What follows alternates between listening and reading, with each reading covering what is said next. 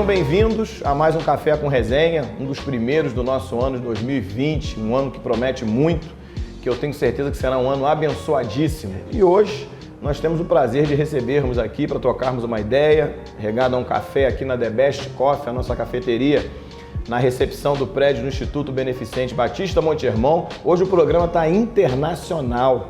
Estou recebendo aqui um grande amigo, pastor Davi Moura. Meu amigo, seja bem-vindo. Obrigado. Pastor Davi Moura, vou apresentar a vocês ele de uma maneira bem peculiar, né?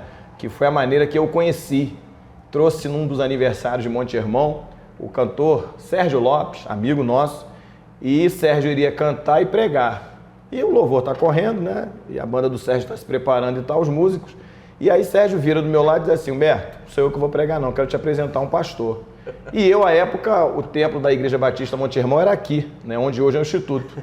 E aí ele vai e me aponta para o pastor Davi Moura. E Davi estava com sandalhão, calça jeans e camisa de malha. Eu olhei e falei: pô, Sérgio, não é não. É ele? Aí o Sérgio disse: Humberto, escuta o homem, depois você me fala. Bom, assim começou uma história de amizade, alguns anos atrás, acho que 5, 6 anos atrás, ou mais do que isso. É por aí. Mas, porque só 7 anos... Só 6,5 temos no Templo Novo. Eu já te conheci um pouquinho antes. Então coloca aí uns 7, 8 anos no mínimo. 8 anos no mínimo. Que começou essa amizade linda aqui, de uma pessoa que eu tenho muito prazer de conviver, de compartilhar sonhos, experiências espirituais, também às vezes experiências pessoais da minha vida. Alguém que eu confio muito, que é um homem de Deus. Ele vai dar uma saudação, vamos começar essa entrevista, esse bate-papo aqui que vai enriquecer muito a vida. Meu amigo pastor Davi Moura. Eu estou muito alegre de estar aqui, meu querido mano, porque a gente está invadindo a casa das pessoas agora. É verdade. E a expectativa é que uma palavra de vida flua nessa conversa, que a gente seja instrumento de Deus para abençoar. A gente não sabe nem qual é a cor do olho de quem está vendo. É verdade. Mas a gente espera realmente que Deus faça algo muito legal. Aqui o ambiente está familiar. Familiar. Tem até uma rabanada aqui, um cafezinho. Rabanada, aguinha com gás para, conforme a pastora Neide falou, abrir as papilas degustativas. É isso aí. Então eu estou muito feliz e estou muito alegre de estar aqui, mais uma vez, recebendo um convite para estar com meu amigo. E a proposta do programa Café com Resenha sempre é uma conversa descontraída. Isso. Mas, às vezes, informal, não é? Por este apresentador, pelo perfil do apresentador, mas é uma proposta também nossa, né, desse programa minha, do Alberto Miguel, que é o produtor, que é o culpado de tudo de errado que der aqui, a culpa é dele. E, na realidade, a proposta do programa sempre foi essa, um bate-papo, uma conversa, e procurando sempre levar as pessoas também a algum tipo de ajuda, seja em que área for. Sim. Receber o pastor Davi Moura aqui é muito bom, um homem que tem muito conteúdo, não é? Desde a área musical, no meio gospel, também numa experiência ministerial excepcional. Vamos começar por aí. Tá bom. Como é essa transição, Davi, de um grande músico reconhecido, tocou com vários nomes, não é? Também do meio secular, sim. Um grande músico, e essa transição da música para o púlpito como pastor, como foi essa transição, como é isso? Eu me chamo Davi, sou o filho mais novo de uma família de pais assembleianos. Então, sou o único músico da casa. E sempre que eu vejo e leio a biografia de Davi, eu encontro muitas similaridades. O mais novo, músico. E é interessante porque eu sempre achei a música um lugar muito alto na minha vida, porque eu estudo desde 6 anos de idade, como você mesmo falou. Tive a oportunidade, como músico, tocar com muita gente da música popular brasileira. A minha formação vem da Orquestra Sinfônica Brasileira. Eu fui aluno do professor Renô Pereira de Araújo. Eu fui aluno do professor Francisco Fernandes Filho. Tive gente de peso na minha vida. E eu achava esse lugar um lugar muito alto. Sim. Porque você consegue uma projeção, vai gravar com artistas, vai para a televisão. Mas para Deus isso tudo era de trás das malhadas. Bem Davi, né? Então aquilo que eu achava que era muito top, para Deus era nada. Era uma realização que ele permitiu que eu caminhasse, tivesse experiências marcantes na área da música. Fui desviado do Evangelho durante 18 anos. E quando eu me reconciliei com Jesus em 2002, eu entendo até que foi um processo de verdadeira conversão, de fato. Quando eu entrei nessa dimensão de salvação, o que rolou? Eu comecei a ver que realmente a minha profissão era legal, mas não era tudo que eu imaginava. E aí começa um processo de eu estar nas igrejas servindo os pastores, carregando a mala dos pastores. E eu não tinha nenhuma mentalidade na minha mente, nem no meu coração, nenhuma ambição ministerial. Não era isso que eu estava. Você nunca projetou, nunca sonhou com a área ministerial? Nunca. Embora sempre estudei muito a Bíblia, mesmo quando estava fora do Evangelho. Eu fui dependente químico durante 18 anos. E acontecia uma coisa engraçada, que quando nos últimos anos de dependência, eu estava usando droga todos os dias.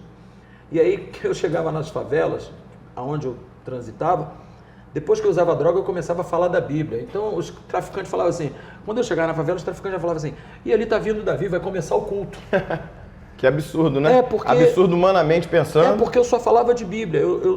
Debaixo da ação da droga, eu só falava de Bíblia. Então, sempre estudei muita palavra. E quando veio a transição ministerial, o chamado, a conversa de pé de orelha, eu já estava me movendo como pastor e não percebia.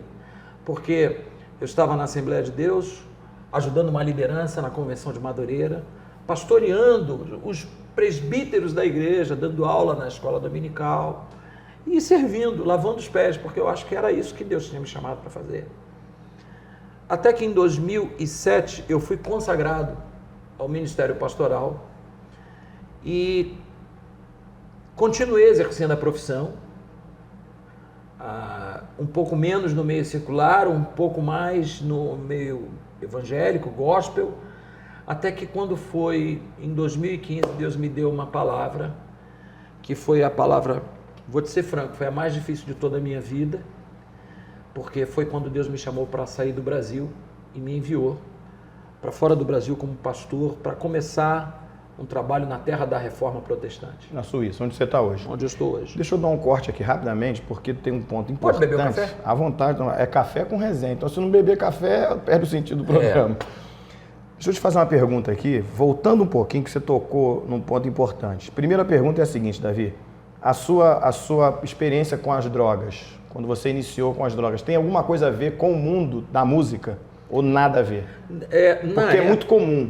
Mas na época, eu estou te falando aí 1984, 85, na época, eu quando comecei a minha vida de músico profissional, com pouco tempo eu estava gravando. Com pouco tempo eu já estava dentro de estúdio. E aí o que acontece? A carga horária é muito forte. Eu gravava 12 horas por dia. E aí eu queria ficar acordado. Eu fui fazer um baile. A minha primeira experiência com droga foi exatamente com músicos. Essa mais ou menos foi a relação que eu imaginei. Foi com músicos. Em Cabo Frio, num carnaval que eu fui tocar, no Clube Costa Azul. Ali foi a primeira vez de uma abertura de uma janela killer, que foi terrível na minha vida. Você já era evangélico? Eu estava desviado da igreja. Estava desviado. Vou cortar você de novo, porque isso aqui é importantíssimo. É algo que nós vivemos, você vive, eu vivo. Pastor Alberto, não é o Miguel, que pastor também convive com isso.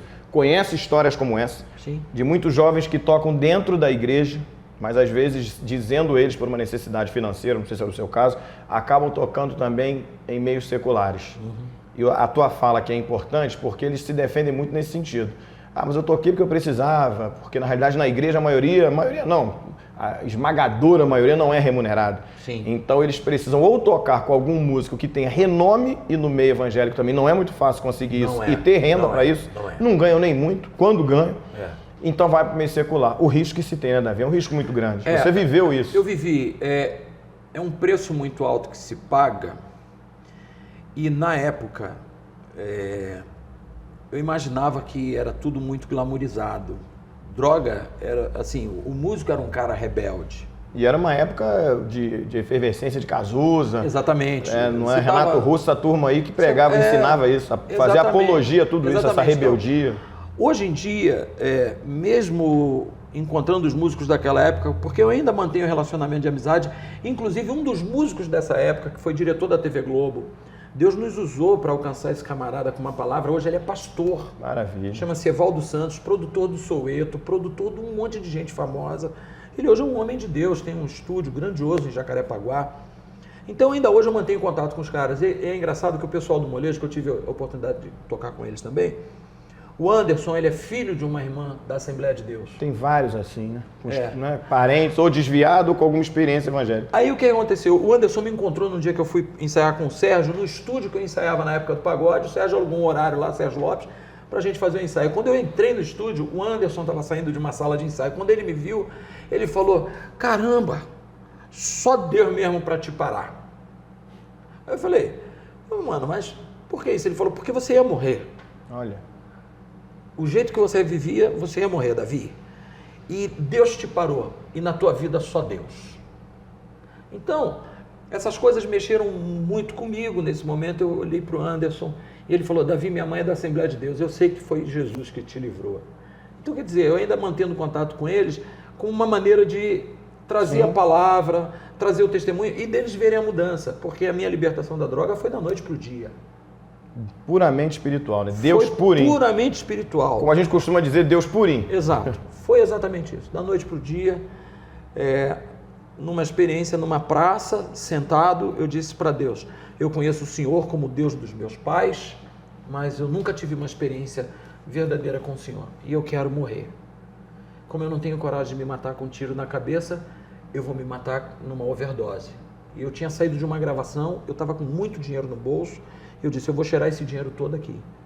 E eu sei que eu vou morrer com esse dinheiro. E eu cheirei 35 horas seguidas. E no final das 35 horas, eu tinha dito antes para Deus: eu vou cheirar esse dinheiro todo. Se eu não morrer nessa viagem suicida que eu vou fazer, se eu não morrer, aí eu vou passar a acreditar que o Senhor tem um plano na minha vida. E foi assim que aconteceu. Eu cheirei 35 horas, dirigindo pela cidade do Rio de Janeiro. Quando eu cheguei em casa, depois das 35 horas, eu parei no banheiro, fui lavar o rosto, começou a sangrar muito meu nariz, eu achei que eu ia morrer, mas me deu sono. Eu fui dormir, o que era uma reação um pouco contrária da droga que eu usava. Ela tirava o sono e me deu sono. Eu dormi, acordei como se nunca tivesse usado cocaína e nunca mais usei. Nunca mais usei. Para a glória de Deus, fui liberto. Mas continuo tendo contato com os amigos músicos, de maneira que eles possam ver essa transformação. E o testemunho, né? Eu acho que isso... vale muito. Exatamente. Um outro ponto importante nisso também, que eu acho que é bom que a gente chame a atenção aqui, é de vários jovens que estão na condição que você estava antes, nesse tempo que você conta aí, e muitas pessoas hoje desprezam, julgam, não é? E é óbvio que precisa de ajuda. Sim. Mas olham para eles como um caso perdido. Você muitas vezes deve ter sido olhado como um caso perdido. E hoje, está aí o homem de Deus que é. Humberto, o meu pai, ele não teve a alegria de partir para a eternidade para encontrar Jesus me vendo restaurado. Meu pai era presbítero da Assembleia de Deus no Ministério de Madureira. E eu tenho irmãos na igreja presbiteriana, tenho irmãos na igreja batista, e meu pai e minha mãe da Assembleia. Eles... todo domingo à noite, saíam das suas igrejas no final do culto e iam para a casa do meu pai para orarem por mim. Durante 10 anos, isso aconteceu. Meu pai faleceu em 94. Eu me converti em 2002. 8 anos depois. E é interessante porque no hebraísmo, 8 dá a ideia de recomeço. Então, 8 anos depois, Deus me deu a chance do recomeço. Do recomeço. E Deus respondeu a oração do meu pai. Eu espero um dia poder testemunhar isso para esses nossos amigos aí que nos ouvem, porque tem gente que acha que Deus não vai responder. Deus responde. Então, meu pai no leito de morte, em pensamento ele orou: Deus, não deixa que meu filho morra fora dos teus caminhos e torna meu filho ministro da tua palavra.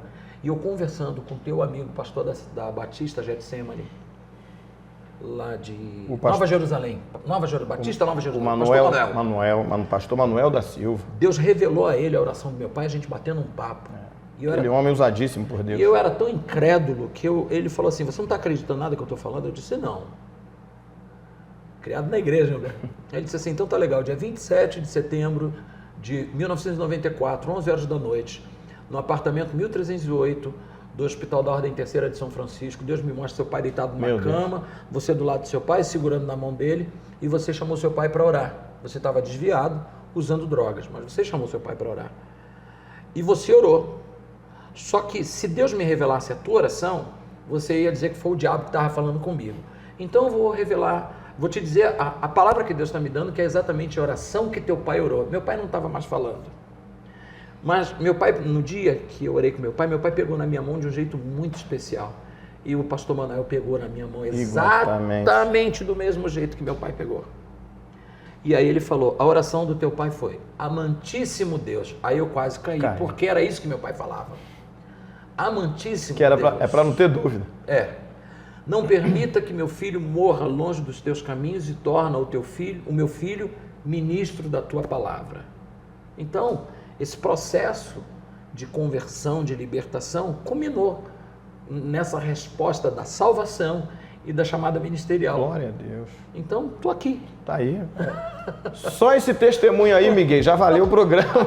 Não é? Só esse testemunho já valeu por tudo. Até para que você que está nos assistindo tenha confiança em Deus, do milagre que Ele pode realizar, que para Deus nada é impossível, absolutamente nada é impossível. Pode ser que tenha alguém assistindo o programa agora que está com um caso desse na família, com alguém envolvido em drogas e qualquer outro tipo, né, de ilicitude, e às vezes desiste, não é? Perde as esperanças e não deve perder. Orar sempre. Amém. Está aqui um homem de Deus, essa transição da música para o púlpito como pastor, pregador da palavra, o povo de Monte Hermon conhece, o Brasil inteiro conhece e fora do Brasil. Amigo, que nós tenhamos outras oportunidades como essa, Obrigadão. você ser muito bem recebido aqui, é um prazer te receber. Muito obrigado. Deixa uma palavra aí para os nossos telespectadores. Bom, a gente teve a oportunidade de compartilhar com você um pouquinho daquilo que Deus tem feito. Queria dizer para você que de tudo que nós conversamos aqui, o que fica de mais precioso é que Deus é um Deus que ouve, Deus é um Deus que responde. Ele não está no céu se divertindo com a nossa fraqueza, com as nossas derrotas. Ele chora o nosso pranto, ele ri com a nossa vitória, ele se alegra com você. E dentro de você existe uma semente de fé que precisa ser ativada. Talvez você esteja desesperada no teu casamento, talvez você esteja desesperado com a tua empresa, com os teus filhos, mas se coloca diante desse Deus que está pronto para te abençoar. Ele sabe os planos que tem para você, planos de vida e de paz para te dar o futuro e o fim que você deseja. Deus te abençoe. Amém. Nada mais a ser dito, só desejar um 2020 abençoado para você. Guarde essas palavras do pastor, que Deus te abençoe em tudo e sempre. Amém.